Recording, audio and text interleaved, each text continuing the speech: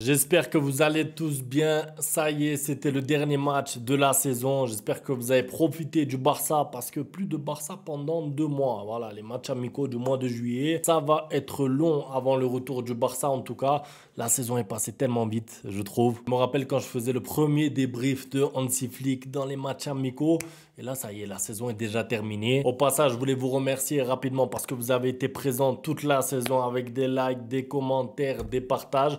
Donc, vous avez fait vivre la chaîne. En vrai, merci, tout simplement. On a eu aujourd'hui un match quand même à haute intensité. Je vous dis la vérité, je ne m'attendais pas à autant de rythme dans un match de fin de saison. Je l'appelle comme ça parce qu'il n'y avait plus rien à jouer en fait. Que ce soit côté Barça qui était déjà champion, que ce soit côté Bilbao parce que même en perdant, ils étaient quand même devant Villarreal. Je ne m'attendais pas à avoir autant de duels, autant de frictions, autant d'impact physique mis par les deux équipes, ce qui change pas mal du match qu'on a vu hier par exemple entre le Real Madrid, on l'a vu, hein, un match avec la Real Sociedad où c'était presque un match amical. Là dans ce match on a même eu un Yuri Berchiche, hein, parce que j'ai envie de parler de lui rapidement, après on va revenir sur les joueurs du Barça, Lewandowski, Lamine Yamal, mais Yuri Berchiche qui rentre en conflit avec Lewandowski, avec Lamine Yamal, qui pousse des joueurs, qui fait des fautes, qui prend un carton jaune. Moi j'ai un peu de mal à comprendre ce comportement parce que je me dis, tu es footballeur professionnel. Tu as la chance de faire le plus beau métier du monde. On va pas se mentir, c'est le plus beau métier du monde. Tu joues au football, tu es payé beaucoup. Tu joues contre le Barça. Dernier match à domicile, il y a une haie d'honneur faite par le Barça. Il y a une haie d'honneur faite par Bilbao aussi. Et toi, la première chose à laquelle tu penses, c'est d'aller faire des fautes, c'est d'aller faire mal, c'est d'aller dans le conflit avec la mine, c'est de le pousser. Je sais pas, moi, ces joueurs-là, je me demande de temps en temps, est-ce qu'ils ont la même passion que nous? Est-ce que c'est le football qui les anime? Parce que si c'est le football, normalement, bon, tu as de la chance, tu joues à domicile, San Mamés, stade plein, tu prends du plaisir sur le terrain, même si tu perds le match. Là, tu regardes le match, tu as l'impression de voir Yuri Berchiche qui a envie de casser la figure à tous les joueurs du Barça. On ne sait pas pourquoi. Bon, côté Barça, en tout cas, le 11 presque type, à peu près, parce qu'il y avait Gavi, il n'y avait pas de Jong, mais l'attaque, en tout cas, Rafinha, Lewandowski, Lamine Yamal. Je suis pas trop surpris parce qu'on a compris que Hansi Flick tient à gagner les matchs, même quand il est déjà champion.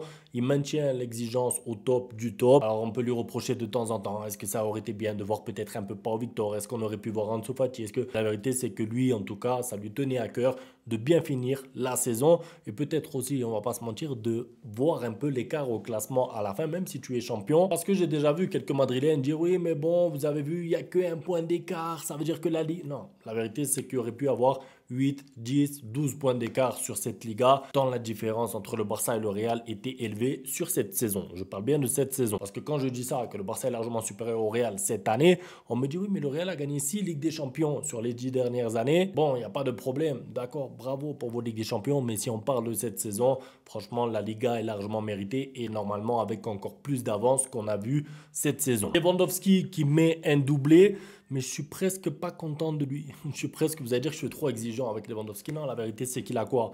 4, 5 grosses occasions dans le match aujourd'hui. Et vous savez quoi? Quand on vient et on me dit, tu as vu, Lewandowski aurait pu être Pichichi s'il n'avait pas été blessé. Moi, j'ai envie de vous dire qu'il se soit blessé, d'accord, ça fait partie d'une saison. Ça arrive d'ailleurs, c'est arrivé aussi un peu à Mbappé qui a raté des matchs. Ce qu'il a manqué à Lewandowski pour finir Pichichi, c'est ce genre d'occasion qu'il a raté aujourd'hui. Parce qu'il y a eu une période, rappelez-vous, pendant 2 mois où il n'a presque pas marqué un but de Liga. Pendant cette période-là, il avait des situations, il avait des occasions franches. Et quand tu veux être Pichichi, en fait, t'as pas le droit de rater. Bon là, aujourd'hui, on savait que le Pichichi était fini. Je parle pour l'ensemble de la saison. Le Pichichi ne s'est pas joué que sur sa blessure. Le Pichichi s'est joué sur son manque d'efficacité à lui, à Lewandowski. Parce que des situations pour marquer 29, 31 ou 33 buts, il en a eu plein, plein, plein. Donc au bout d'un moment, quand tu rates par-ci, par-là des occasions, à la fin de la saison, quand on fait le bilan, voilà, il te manque quelques buts pour être Pichichi ou pour être soulier d'or. Voilà, ça se joue à pas beaucoup, c'est vrai. Maintenant, c'est pas grave, Lewandowski fait globalement une bonne saison, mais ces occasions-là, il faut les marquer. Sinon, évidemment, on peut retenir le positif de Lewandowski, mais 2 buts en plus, un très beau. La finition sur le premier but, elle est pas facile, elle est clinique, bravo à lui. La passe de Fermin Lopez au passage est belle, moi je l'ai dit sur Twitter, attention l'année prochaine, Fermin Lopez, Dani Olmo. Je ne sais pas si on pourra dire qu'il y a débat ou qu'il y aura débat, parce que Dani Olmo, il fait quand même aussi une bonne rentrée. Il obtient un penalty à la dernière. On va parler après de ce penalty parce que l'arbitre encore, c'est incroyable. Fermin Lopez a apporté beaucoup d'activité au milieu, mais c'est pas de lui que je veux parler aujourd'hui concernant les milieux de terrain. Alors Pedri, encore incroyable, la classe. J'ai envie de dire que lui, ça y est, il nous a habitués. Par contre, celui qui nous a pas habitués, parce qu'on l'a pas beaucoup vu cette année, c'est Monsieur Gavi. Le niveau de Gavi aujourd'hui, franchement, le niveau de jeu, que ce soit avec, sans ballon, moi, je souris. Quand je vois le match de Gavi, je me dis, pas besoin d'aller chercher un milieu de terrain parce que j'en ai vu un peu. Oui, mais il faut aller chercher un milieu parce que je sais pas. Non, il n'y a pas besoin de milieu. En fait, le mercato, tout ce qui est milieu de terrain, pas besoin d'y toucher. Olmo, Francky, parce que De Jong était remplaçant aujourd'hui. Fermin, qui est la doublure parfaite pour Olmo. La classe de Pedri. Et vous rajoutez à ça un joueur comme Gavi, qui, pour moi, en tout cas pour la saison à venir, peut avoir un rôle majeur.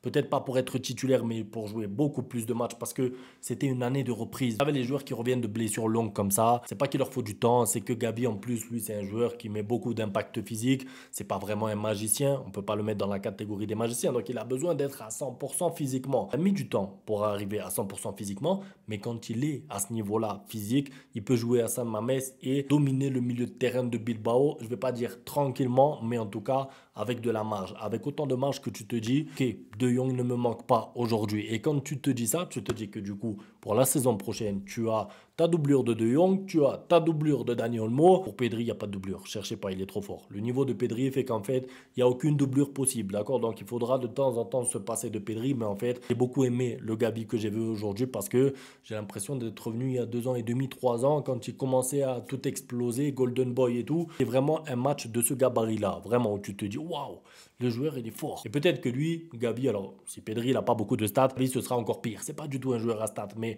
son apport dans un match comme ça, dans un match où il y a de l'intensité, de la friction, de la bagarre, Gavi est trop fort dans le domaine, mais pas que, parce qu'on ne peut pas résumer Gavi qu'à la bagarre. C'est justement un joueur qui, pour moi, apporte beaucoup plus que ça. En fait, il aide beaucoup le Barça dans tout ce qui est contre-pressing, récupération de balles. Il fait le sale boulot. Voilà, il fait le sale travail. Il fait le travail qu'il y a d'autres joueurs. Ça leur coûte un peu plus. C'est des efforts qu'on n'a pas forcément envie de faire. J'ai beaucoup aimé aujourd'hui. Maintenant, un petit mot sur Lamine Yamal. Parce que Lamine Yamal, alors, c'est pas une question de est-ce que j'ai aimé son match ou pas. La question c'est est-ce qu'il a réussi son match. Pour moi, c'est un match cohérent de sa part. Il aurait pu faire mieux, il aurait dû faire mieux. Son problème à Lamine Yamal pour moi aujourd'hui, c'est que Youri est rentré dans sa tête. Ça veut dire qu'il va falloir qu'il apprenne Lamine parce que tout au long de sa carrière, et je pense que même à partir de la saison prochaine, ça va être encore plus le cas, il y a des joueurs qui vont essayer de le déstabiliser, pas footballistiquement parlant. Ça veut dire qu'il y a de plus en plus de joueurs qui vont essayer d'aller à la bagarre avec lui, de le bousculer. Comme il a 17 ans, niveau expérience, niveau charisme, niveau attitude, même si on sait qu'il est en avance, l'expérience d'un joueur de 28-30 ans, tu ne peux pas l'avoir déjà. Donc quand Youri le chahute à la 15e ou à la 18e minute, je ne sais plus, sur le corner d'ailleurs qui emmène un but, le 2-0, en fait tu vois que là, Lamine Yamal, il sort un peu de son match. Tu sens qu'ensuite, Lamine Yamal, il a envie de montrer à Youri. Tu as l'impression qu'après le match de Lamine Yamal, c'est plus un match de 1 contre 1 entre Lamine Yamal et Youri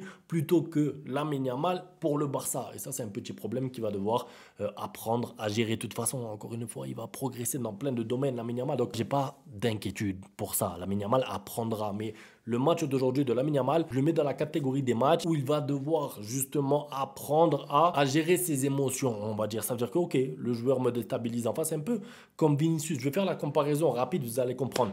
Quand Vinicius se fait bouger, quand Vinicius se fait siffler, quand Vinicius se fait pousser par les adversaires, combien de matchs on a vu Vinicius ensuite essayer d'en découdre en 1 contre 1 ou en 1 contre 3 et il sort un peu de son match. Jusqu'à un point où même des joueurs du Real allaient voir Vinicius et lui disaient « c'est bon, calme-toi, reviens dans ton match ». Et ben j'ai l'impression que Lamine Yamal, aujourd'hui, ça a été un peu le cas. C'est-à-dire que Youri, il l'a bousculé, il lui a dit 2-3 mots. Et après ça, tu as l'impression que Lamine Yamal est passé en mode « ah ouais, moi, tu me pousses, et ben on verra ». Sauf que non, c'est te sortir du match. Et Youri a réussi son travail, si on peut dire ça comme ça. Parce que je vous ai dit dans l'intro, moi, les joueurs comme Youri, je ne peux pas me les voir. Il faut qu'ils aillent tous à Getafe, à l'Espagnol Barcelone, dans les clubs qui veulent la bagarre. D'ailleurs, je ne comprends pas. Bilbao, c'est une équipe qui joue au foot, c'est une équipe qui pratique un beau football normalement. Ernesto Valverde, hein, on connaît. Et j'ai pas trop compris l'attitude de Youri. Mais bref, ça, je pense qu'il avait vraiment à cœur de déstabiliser Lamine Yamal, mais il a réussi. Après, bien sûr, en soi, c'est pas grave. Ça veut dire que Lamine Yamal, c'est le dernier match de la saison. Il a, lui, une Ligue des Nations importante à jouer dans une quinzaine de jours. Il va pas aller se tuer là pour un match contre Bilbao où tu mènes 2-0, tu mènes ensuite 3-0. Donc, c'est pas grave en soi, mais c'est un petit ajustement que va devoir faire Lamine Yamal pour la suite parce qu'il va rencontrer des joueurs comme ça beaucoup de fois. Un mot sur le penalty à la fin, moi je sais pas en fait. Il faut quoi maintenant pour qu'il y ait un penalty pour le Barça? Parce que il était à ça de ne pas aller la voir, la faute elle est évidente. Évidemment, je vais pas me plaindre là longtemps de l'arbitrage, c'est juste une petite parenthèse. La faute, elle est claire. Et en fait, quand tu regardes la faute déjà en direct, mais ensuite au ralenti, tu as l'impression que l'arbitre, c'est son dernier match, je crois. C'est pour ça qu'il disait au revoir à la fin à ses collègues arbitres. Mais tu as l'impression qu'il veut pas siffler le penalty. Et quand tu compares au penalty qu'a eu le Real hier avec la main juste à 30 cm du joueur, c'est un peu comme Tchouaméni. Même Tchouaméni, pour moi, c'était pire lors du Classico. Je me dis à quoi s'attendre la saison prochaine. Parce que avec l'arbitrage qu'on a vu cette année, vraiment, je m'inquiète un peu pour l'arbitrage de la saison prochaine. Bref, en tout cas, le Barça finit bien. Ah oui, bien sûr, j'ai aimé le match de la défense globalement et même le gardien, même Peña. Parce que finir la saison sur un 3-0 à l'extérieur à San Mamés, même si c'est un match qui servait un peu à rien, c'est quand même symbolique du Barça de Flick qui est toujours dans l'auto-exigence. C'est-à-dire qu'ils s'exigent à eux-mêmes des gros matchs tout le temps, peu importe les adversaires, peu importe les contextes. Et ça, pour moi, les contextes, pardon, et ça pour moi c'est une qualité. Bon, c'est tout pour la vidéo en tout cas, j'ai pris du plaisir tout au long de la saison. Bon, on a la petite l'écharpe dans le pied, c'est quoi? C'est la Ligue des Champions bien sûr, la demi-finale. Il y a plein de vidéos qui arrivent en tout cas parce qu'il y a plein de sujets à aborder. Le poste du gardien avec des rumeurs, les postes à renforcer, le mercato, le Barça qui devrait être actif, nos objectifs pour la saison prochaine. La vérité c'est qu'il y a plein de thèmes à aborder, donc c'est jamais terminé. En tout cas, voilà, c'était le dernier débrief. J'ai pris beaucoup de plaisir à le faire. J'espère que vous avez profité des vidéos aussi tout au long de la saison. On se retrouve demain pour la suite. Un grand merci, comme je l'ai dit dans l'intro, pour tout le soutien. À demain pour la suite. Ciao. Bang, bang, bang, bang, goodbye. Ustedes pueden aceptar mi negocio o aceptar las consecuencias. Plata o plomo.